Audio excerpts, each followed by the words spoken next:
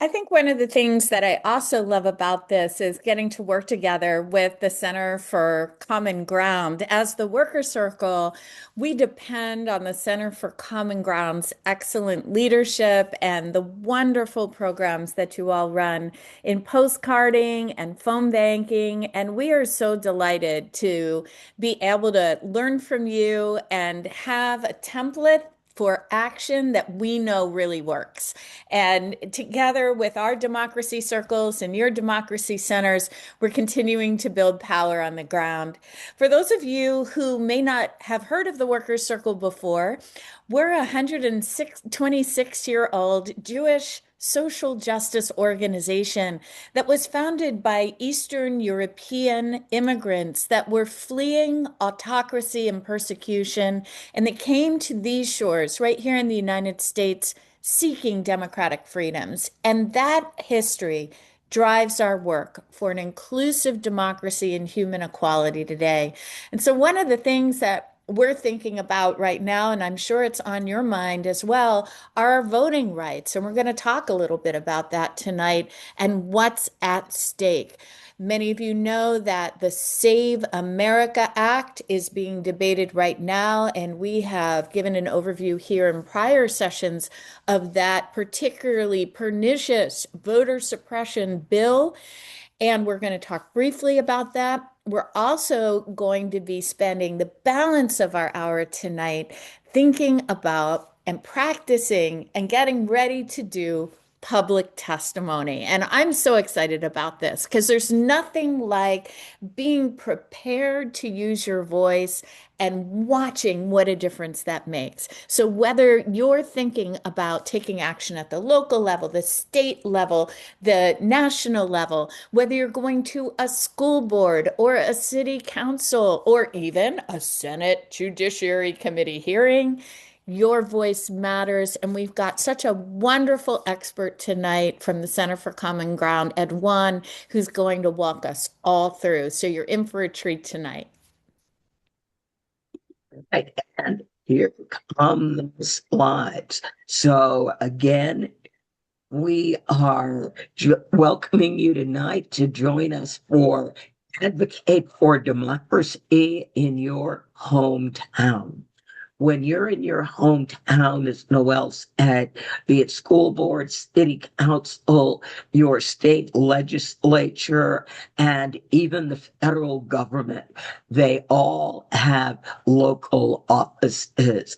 And if they don't have a local office, your good members of Congress will either do Zoom or telephone town halls, giving you an opportunity to speak your mind. Next slide. What are we going to be talking about tonight? We're going to be getting an update on the SAVE Act, so I'm going to turn it over to Noel. Great. So let's talk about the SAVE Act. And some of you may remember last year we fought really hard to stop something called the SAVE Act, which is a terrible voter suppression bill that Congress was trying to pass. It got through in the House, but we were able to block it in the Senate. Well, guess what? This bill, a new version of this bill, has reared its ugly head yet again. It has indeed passed the House, and now we are in this fight heavy, heavy, heavy right now in the Senate.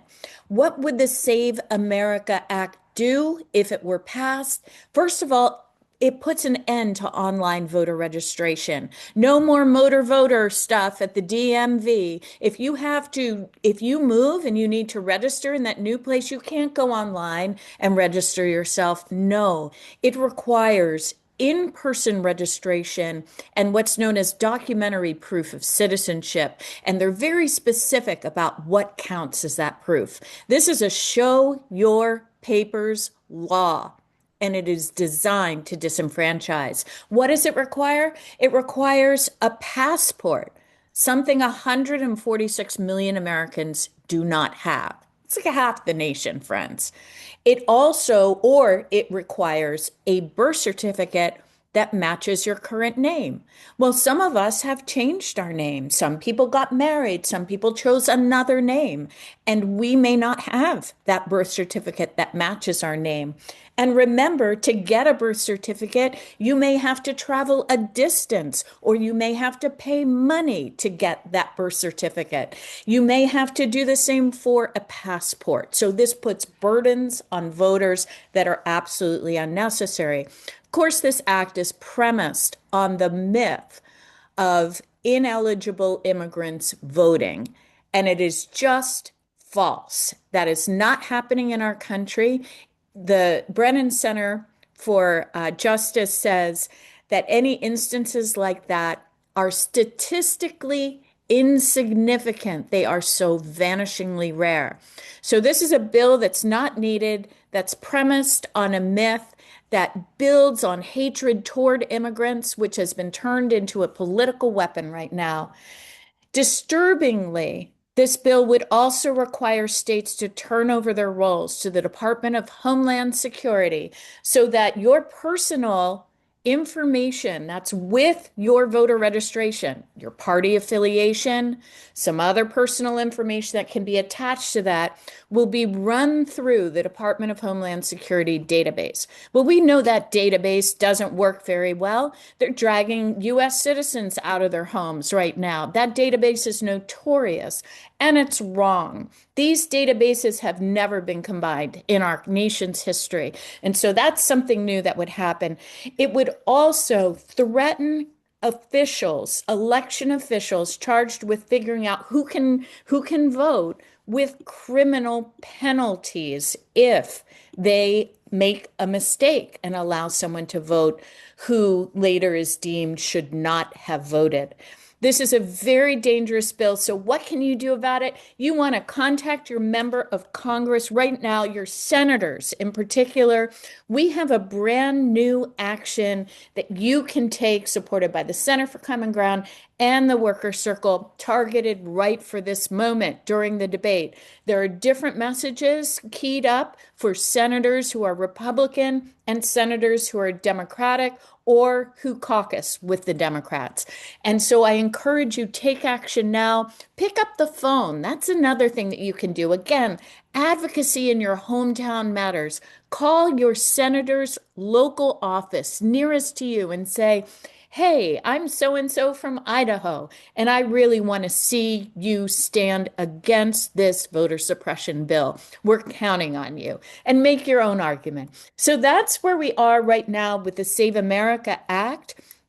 And as we move forward to talk about testimony tonight, I wanted to add that since we last met last month, the Workers' Circle flew 4 immigrant families whose loved ones are detained right now in ICE detention centers. So next slide. And we flew them up to Congress for the Kristi Noem hearing at the Senate Judiciary Committee. And we came to listen, and yet what happened when Kristi Noem walked in is that hearing erupted with people yelling, "We love ICE. We love you, Kristi Noem. We love ICE." And so you'll see in the center, Workers' Circle community catalyst Ariane Betancourt in the pink suit. She stood up immediately with other family members that we had flown up. They were holding portraits of their loved ones, their fathers, their grandfathers, their husbands who are detained. And they said, Kristi Noem, stand with immigrants. Immigrants are having their human rights violated right now inside these ICE detention centers. Well, C-SPAN caught this and it really picked up steam online. There's well over 8 million views of this out there right now. So while this wasn't a traditional way to do public testimony, sometimes, and Edwan, we'll leave this to you, there are moments when you can take advantage of a room, to call attention and accountability in a way that can make a lasting difference. So, more to come with Edwan, but that's a little update on the Save America Act and on the Senate Judiciary hearing. I'm going to kick it back to you, Andrea. Well, thank you. I'm going to introduce Edwin Whitehead, our public policy director. Edwin does work on bill writing, legislative review, and I have to admit, I have never met anyone who does as much public testimony as Edwin for the bills that we support. So, Edwin, take it away. Thanks, Andrea. So thanks for everyone for being here. First and foremost, I appreciate taking the time, and I want to respect that time, of course.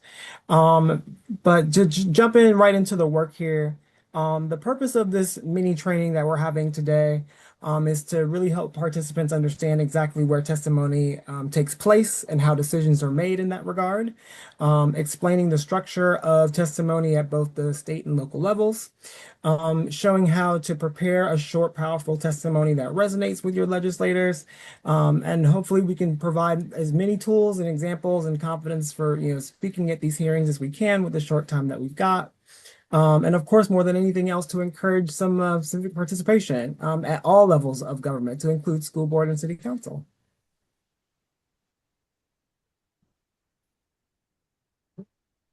Back to actually echoing what Noel said at the beginning of this call, your voice matters.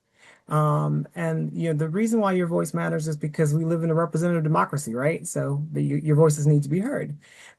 Testimony becomes, a part of the official record, and it definitely helps influence future policy analyses, and it gives folks who actually do the legislating a chance to hear from folks on the ground, from people who actually have that lived experience.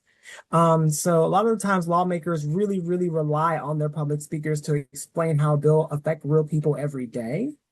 Your lived experience is the best weapon and form of expertise that you have going into this space. Residents usually can spotlight any community issues that they've been having or been seeing or experiencing. And that data, that alone really can't be captured by data a lot of the times. It comes from that lived experience. Citizens who usually constantly show up, like me, usually will help build some level of credibility with your legislators. Once they start to know you by name, it's usually a fun time. And then the bigger thing for me with public testimony is that it's one of the few opportunities that we get to actually show up and help shift votes, amend bills, and prevent harmful bills from going forward and being a part of that actual conversation.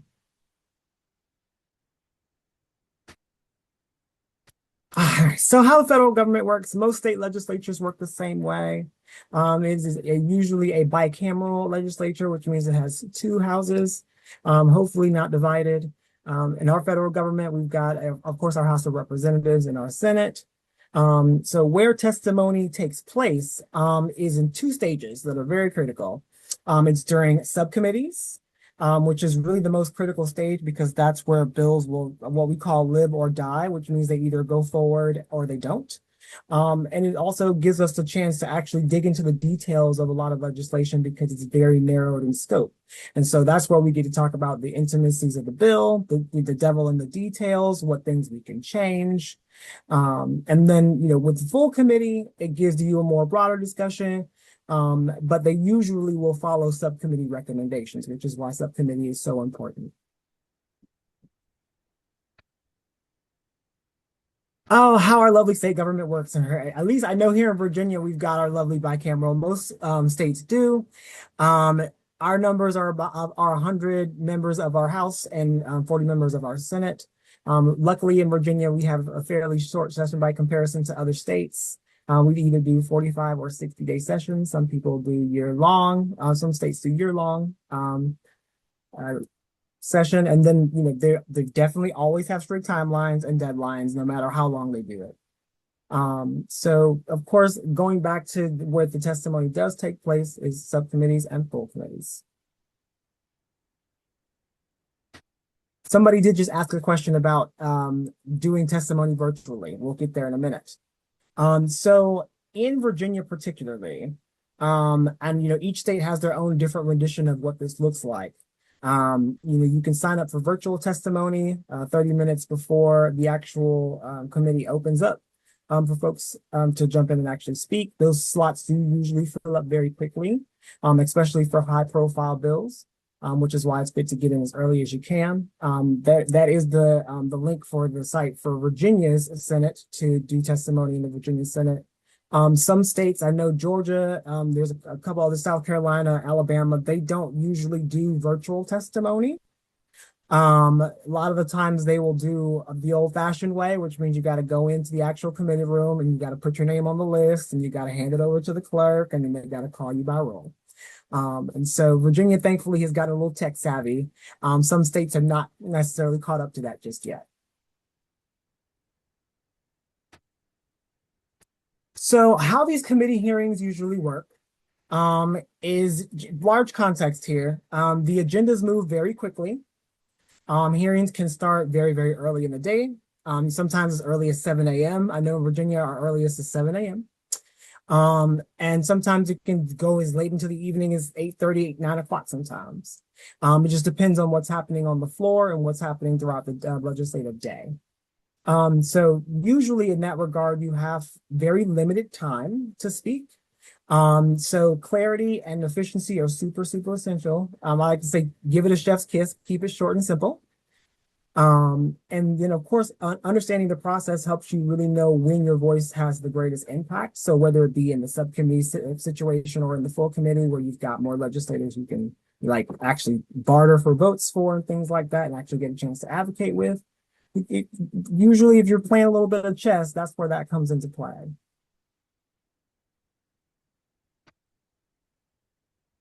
So local government, this is where, you kind of take a little bit more of a lax approach. Local government testimony happens in city council meetings, board of supervisor meetings, commission meetings for those of you who have commissioners. There's also planning commission hearings, budget hearings, zoning hearings. So all of the municipal, basically hearings that they end up having, there is some level of public comment. There's also public comment in departmental agencies sometimes as well, like the Department of Environmental Quality in Virginia. The difference between doing, a state level or federal testimony versus doing it on the local level is that on the local level, you usually get more time to speak. They often will give you anywhere from 2 to 3 minutes. The local officials usually will have the opportunity to respond to you directly as as you're actually doing your testimony and ask you questions about what you were talking about. And they will sometimes engage in dialogue with you, sometimes short, sometimes long, just depends. Usually in the local setting, I'm a little bit more appreciative because it allows a stronger emphasis on like relationships, neighborhood issues. And of course, the biggest thing is community benefit, right? So literally actually happening at your front door. And then of course, the standard structure of how testimony is usually set up is that you come in, you introduce yourself and whatever respective area you live in. So your district or your House district, your Senate district, your city council district. You identify the specific issue on the agenda that they're speaking on in that moment. You explain how it affects your neighborhood, how it affects your community, giving some live testimony and examples of what that looks like, good, bad, or indifferent. And then, of course, offering a clear solution or recommendation for what it looks like going forward, if that's something you really want to do. You don't just bring them problems, help sometimes come with solutions too.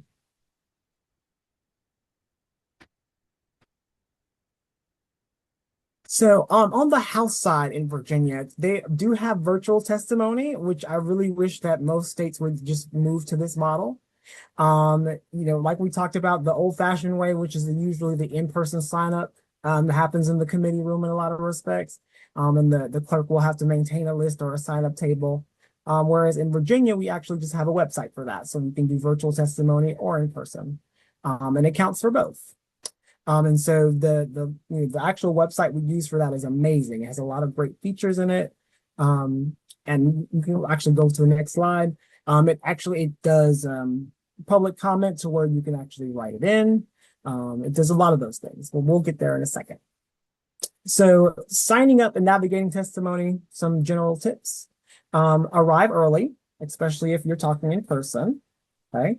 Monitor your committee docket the night before and of course the day of, because things change minute to minute. Okay? Sometimes they'll cancel, sometimes they'll move things later. It happens. Bring some printed talking points or have notes ready on like a phone or an iPad or something for your actual public testimony. And the bigger thing for me is to be readily available to kind of adjust when a bill comes up too soon or things are being moved around, because that does happen at times. So you got to be ready and stay ready. Okay, so 60 to 90-second testimony. Structure-wise, we're just going to go over some core components. Like I said before, you want to just introduce yourself, your locality. Usually that helps establish your credibility as a person who lives in the state.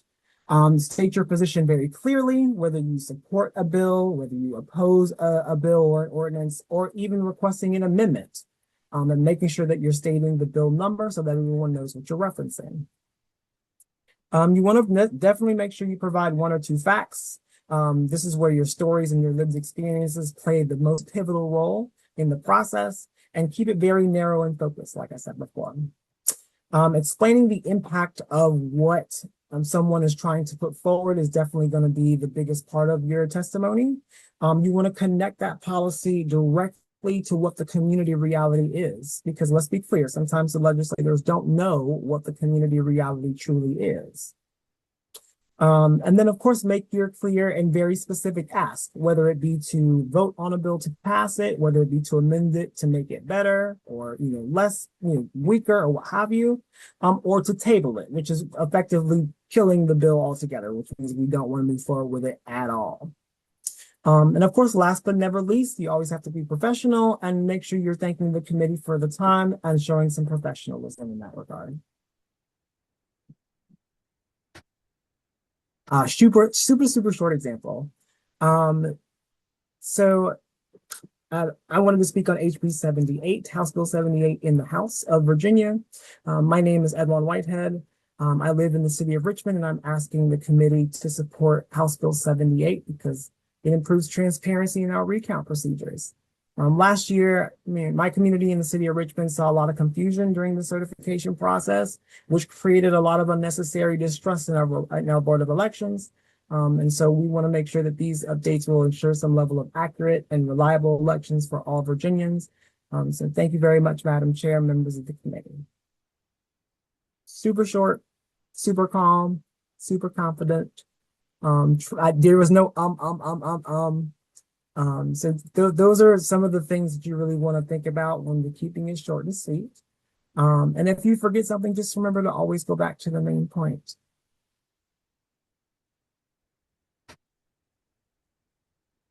So practical tips for success.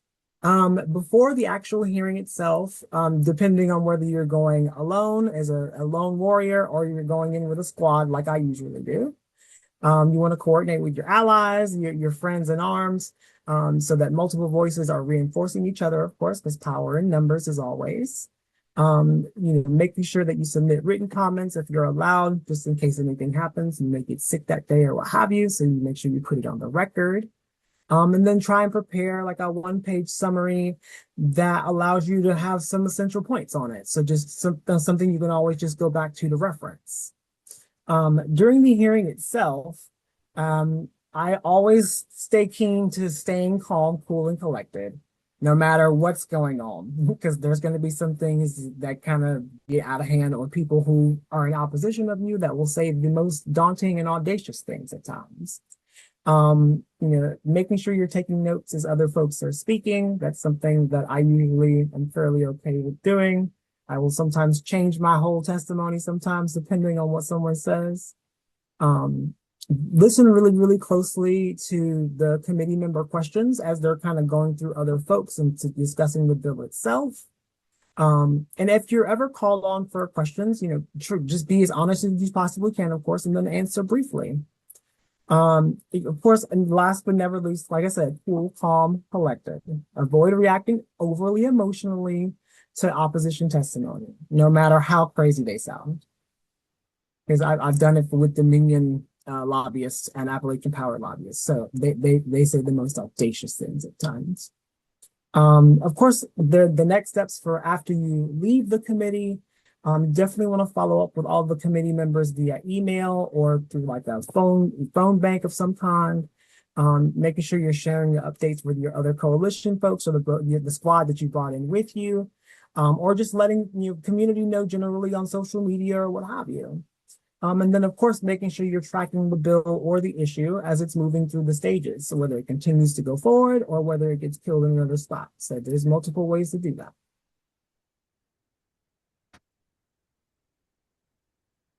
Some effective messaging tips. What really makes testimony extremely compelling, which I always come back to Noel's story about the Senate Judiciary Committee hearing, because you saw two very, very polarized and very separate renditions in opposition of what the issue really was, right?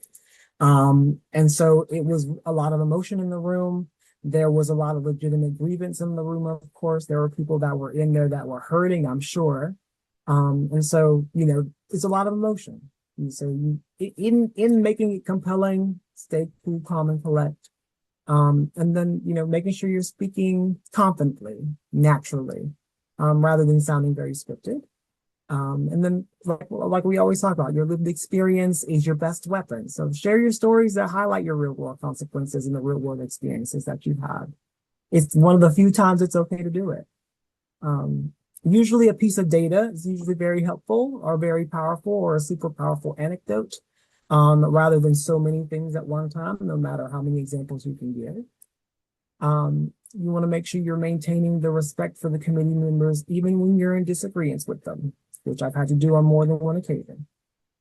And then avoid reading long paragraphs because they don't like that. And then kind of, I like to put it into bullet points. It usually helps make the delivery a whole lot stronger because you've got like a few emphatic things that you want to get out and really quickly. And then always end with a clear recommendation. Again, whether you support, you want it to move forward, whether you want to amend it and change it, or whether you want it to not go forward at all. Be very clear on what you want in that regard. Messaging tip here as well is, committee members usually will remember speakers who are concise, credible, and especially that are very respectful under pressure.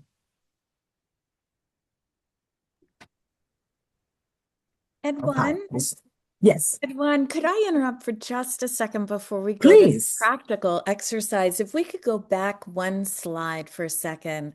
I just wanted to share with the group that what Edwin said about speaking from your own experience is incredibly important. And some of you, though, might be nervous about that. So here's another way in. When we were working for recess rights in the White Plains School District, there was a mom who just was terrified of speaking, and she didn't want to talk about her child because she was afraid if I name my child, maybe something negative will happen to my child. So, how can I participate? And I said, well, what really concerns you? And she said, well, they're inside all the time, and these kids aren't getting out to play. And as we talked about it, she said, wait a minute, I could research the weather from the beginning of the school year to the end of the school year and actually give them a report that demonstrated that the vast majority of the time our children are inside an auditorium watching SpongeBob and not out in the playground playing for their social, emotional, and cognitive development. And I said, that's it. Find your zone. And so she was a researcher. And when she went to speak at that school board meeting, it was incredible. She got to the mic and her voice was a little wavery, but she had a big binder. And in that binder was a daily weather report for the entire school year. I kid you not. And she said, my name is, and she was a little wiggly. And then she whipped open the binder and she said, I'm here to say. And so she used that data for her. So if you're worried or there's some reason why you don't want to speak quite as personally, perhaps there's information that helps you make your point, that speaks to your values, and that will resound loudly as well. And when she concluded and closed that binder and then walked that binder to the school board and dropped it on the table, you can imagine the effect. So there are a lot of ways in to tell your story. And that's just one that I had the privilege of witnessing when we were working for recess rights here in White Plains, New York. Oh, and we won those rights. Ooh, we like a good win. So I wanted to jump forward for our quick practice exercise. Not everybody at once, not everybody at once. We do have a little bit of time, and so I wanted to play a quick video of me actually doing testimony before I get a couple of you whippersnappers to come in here and do some practice real quick. So here. Sorry, Edwin, is the recording of you doing this in the slides? It is not. I was going to say to request to stop share for all of a moment, but we can also allow multiple presenters at one time. Either way is fine with me. You've got it. You can share now. Appreciate you. Share sound.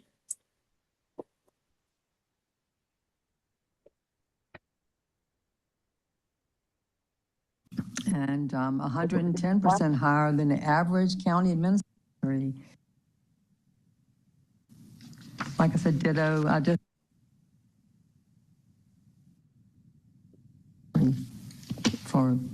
yes. Thank you for your time. Thank you for speaking.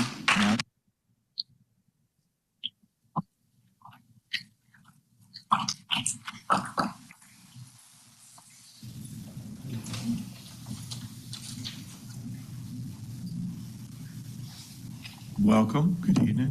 Thank you. Good evening.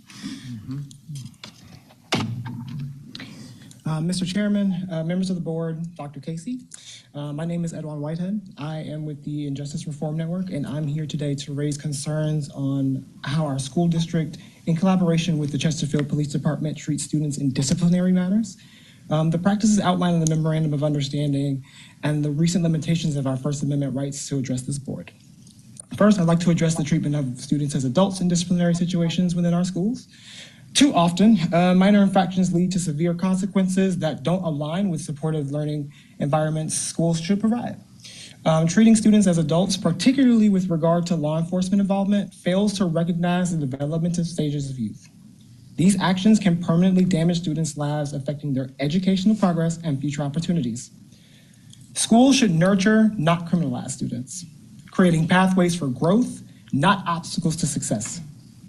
Regarding this MOU between CCPS and the Chesterfield Police Department, I really urge this board to look critically and examine the use of force and arrest practices. We know that nationwide data shows us and reveals that this disproportionately impacts marginalized students more than anything else, feeding to the school to prison pipeline and creating fear rather than safety. The MOU should really prioritize trauma-informed approaches and clear guidelines for de-escalation, making arrest a very last resort and promoting student-focused, non-punitive responses. The Injustice Reform Network is very open and readily available to work in concert with this board to fix these matters and making sure that these policies work for both the staff and our students. Lastly, I want to address the importance of our First Amendment rights in bringing grievances to this board. Recently, the U.S. Supreme Court upheld these rights in a ruling from Arizona, affirming that public bodies cannot unduly restrict the community's right to raise complaints and speak out on policies. When this board restricts the ability to discuss certain issues, it is not only silencing community concerns, but also undermining democratic principles and accountability. Open dialogue and transparency are the bedrock of trust between this board and the community it serves. I urge this board to revisit not only the MOU with Chesterfield Police Department, ensure policies to support the students' rights and growth, and reaffirm community's right to bring concerns directly before this board, please let's work together more often and in concert to facilitate doing this for a safe environment for our kids and for every single person, not in just Chesterfield County, but to reflect this all over this Commonwealth. Thank you. Thank you for being here. We appreciate it. Have you had a chance, sir, just one question, to speak to the school board? We actually were at the meeting with them yesterday. Okay, thank you. Yes, no problem at all. Appreciate your sharing with them as well. Not a problem. That's what we're supposed to do. All right, I hope you were inspired, y'all. Somebody's gonna jump in here and do this. I know it. Somebody's gonna kick butt. We can critique me first though. Questions, comments, concerns, critiques of any kind. Andrea, you're not allowed. Participants should be able to unmute themselves now. Yes, everyone should be able to unmute themselves. I'm ready for all of the constructive criticism.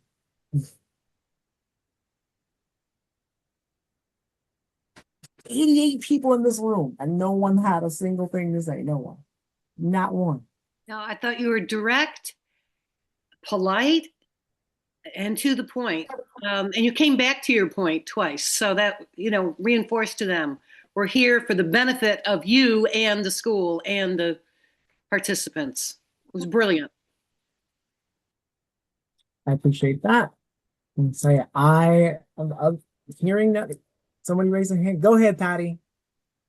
Hey, Patty. I only got to see the last part of it. But you're excellent. The only critique I would make, and it could be the camera angle, is you're looking down instead of looking up and making eye contact with them, if you can. And that's just from debate and public speaking practice. So I again, it could have been camera angle. So that is all. Amazing, amazing, amazing. Thank you, Patty. Everyone else, somebody's gotta volunteer, or they're gonna get voluntold. I said, Anne said something in the chat. You said Andrea's comment, literally. When she saw this, she was like, Edwin, you spoke way too fast.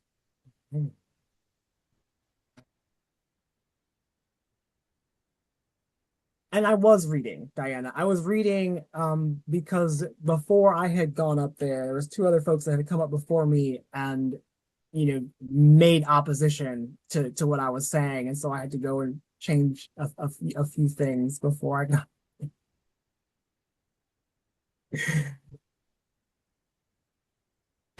Okay.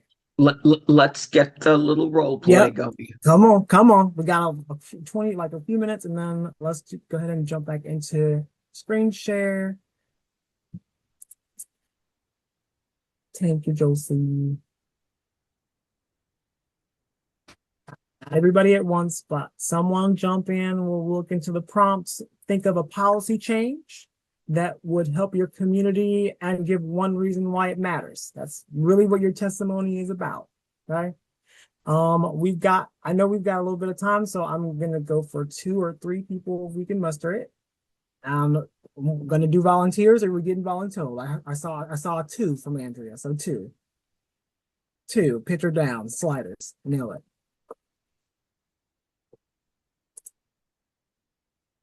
Okay, I'm gonna pick on someone. Let's see. There's so many people in here.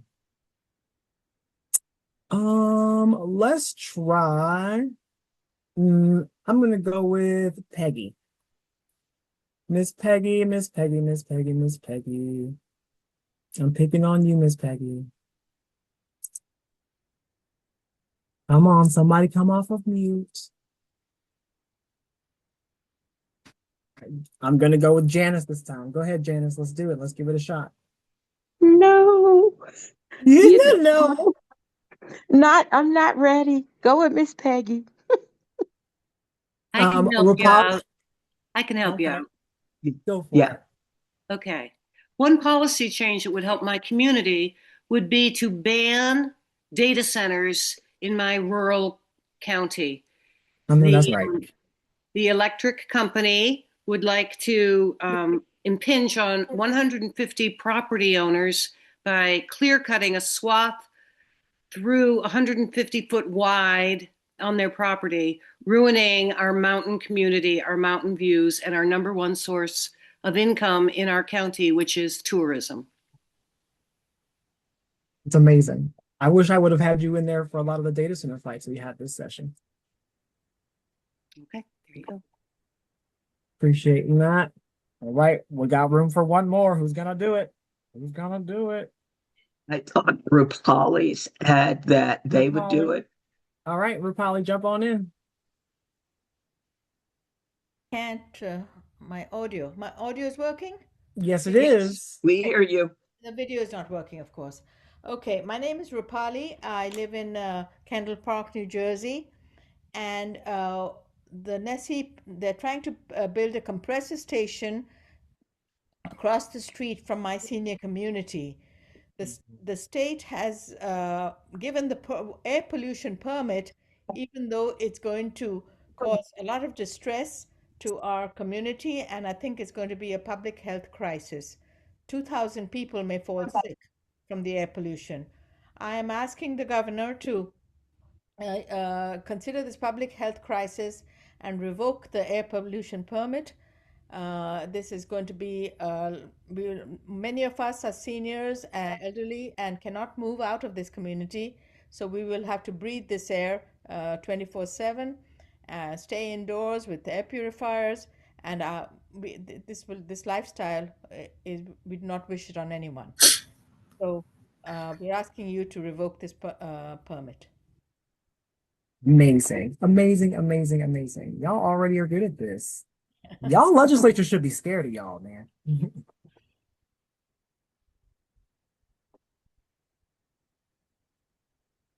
Right, I'm saying. Other than that, guys, big closers for me here. Clear, short testimonies, often the most powerful, like we just heard. It was pretty amazing. Short and sweet, gave it a chef's kiss. Remembering that subcommittees are where the real decisions happen. That's where we get to argue and debate them down for what we really, really want. And then, of course, like I said, your biggest weapon, personal stories and lived experience. It carries the most weight in the world. It's the biggest weight in the world in that room. Okay. And then again, for me, you do not, and I repeat, you do not have to be an expert to testify effectively in front of your legislature. You don't.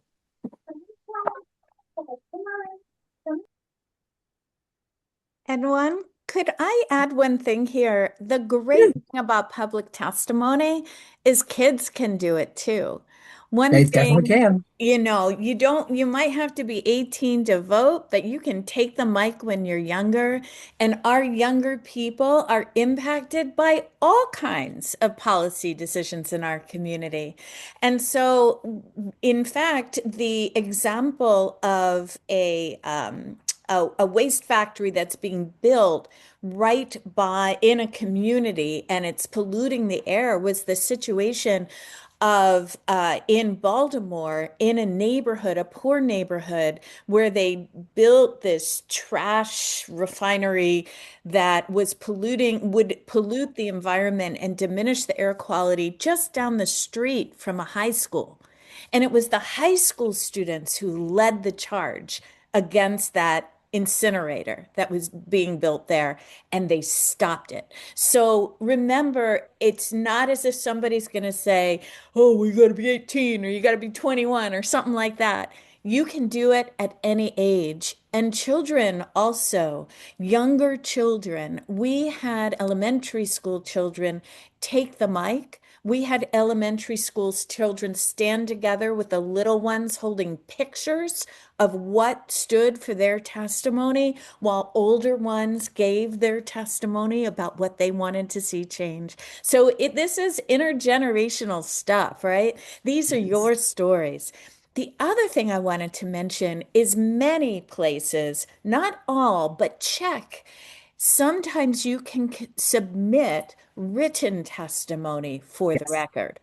And what I wanted to mention at the Senate Judiciary Committee, the 4 families whose loved ones are detained, we worked with Senate Judiciary Committee so that each of the families submitted in their words the impact that the Department of Homeland Security, ICE, and Border Patrol had on their family, on their individuals' well-being, and more. And that's so important. And that then becomes part of the permanent record. So for all time, while press is fleeting, this will remain part of congressional testimony for the ages. And so your voice can be part of that permanent record for our democracy as well. So don't forget, even if you speak at a mic in public testimony, there may also be the opportunity to submit testimony on the record. And you usually have somewhere between 3 to 5 days to submit it, and there will be a particular person and a format. So you just ask whomever is in charge of the hearing, hi, is there a chance that I could submit written testimony? And they'll let you know and let you know how to do it.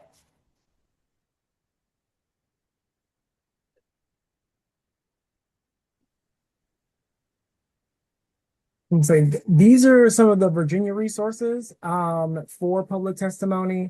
I would advise folks, whatever locality you live in, whatever state you are in, go to their websites for your General Assembly, go to the website for your city councils or your board of supervisors or your commissioners. Go and see what that page looks like, because every single one of them's got them, I promise you. And they'll walk you through exactly how to do public comment and what the steps you need to take to be able to facilitate doing that. Lovely. Right. I'm going to walk you through Bill Track 50, what it does. We have an unlimited account, so we can offer an unlimited number of people access to our Bill Track 50. Now, what does it do? Every bill and resolution that is introduced in the United States, both in Congress and all 50 states, is in Bill Track 50.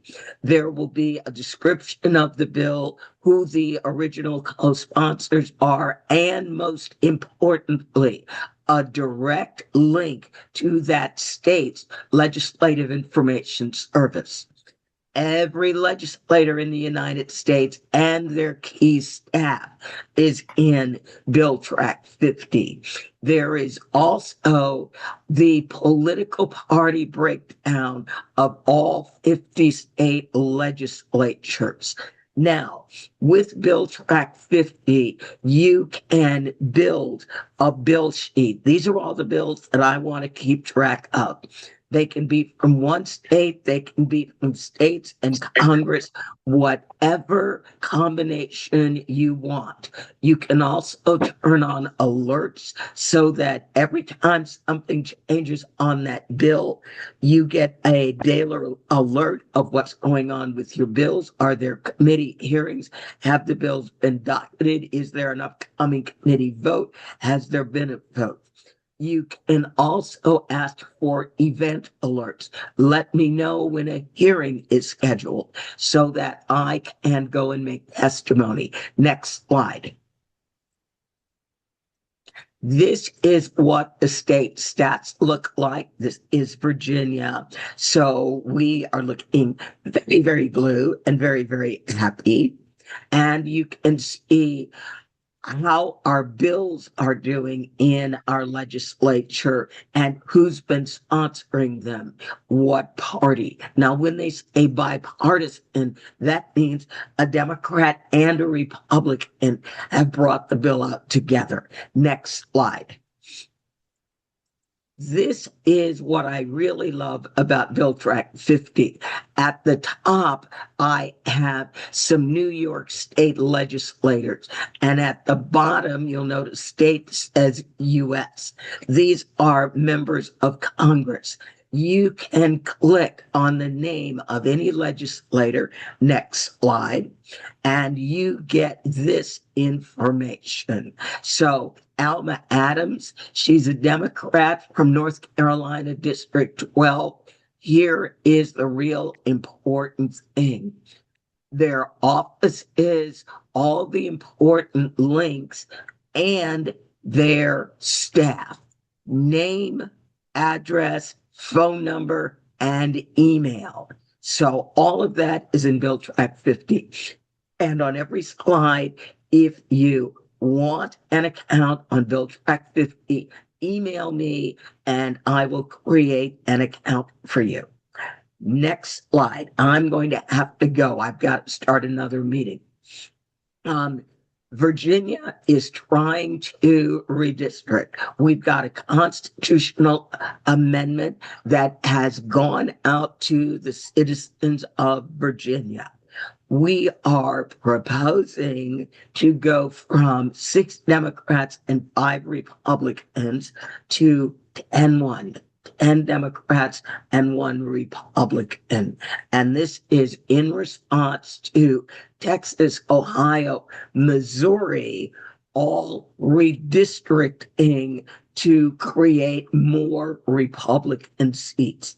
Now, I'm from Chicago, so I will frequently say you don't bring a snowball to a knife fight when you know it's a knife fight.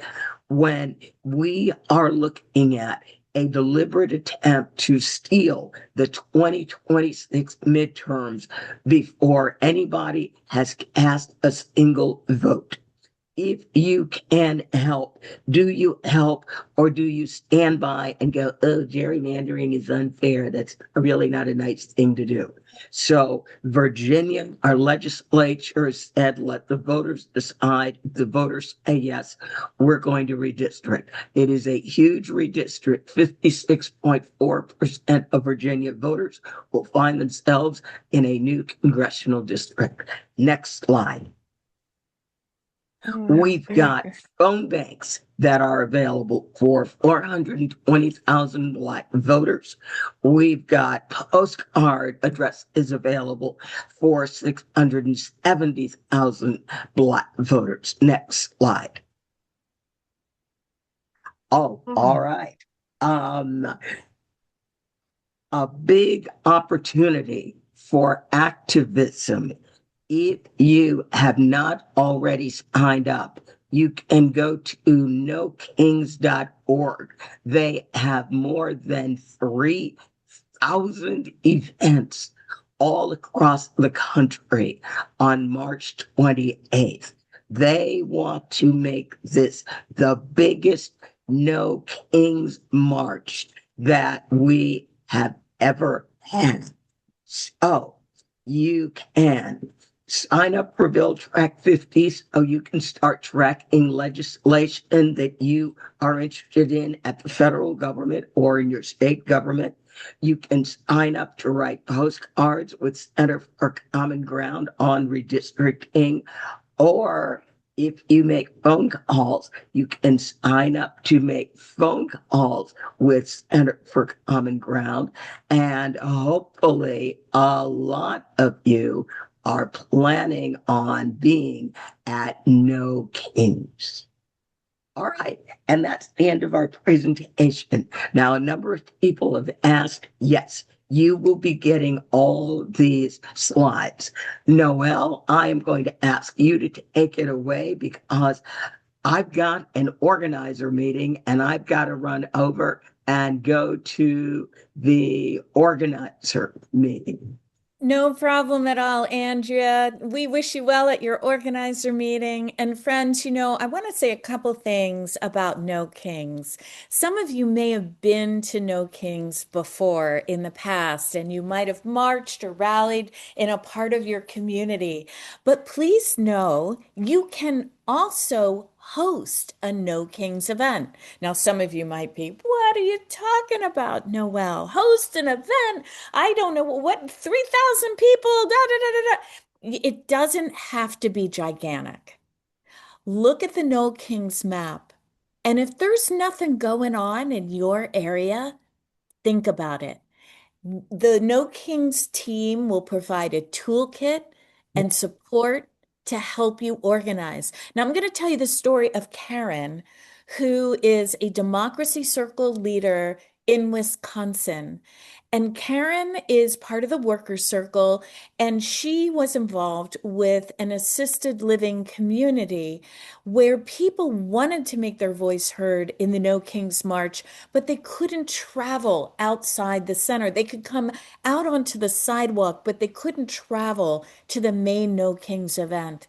And in June, a few came out with their signs, and Karen gathered about 25. And then in October, she did it again, and more than 1,000 people showed up to rally together with people who had been in the assisted living facility.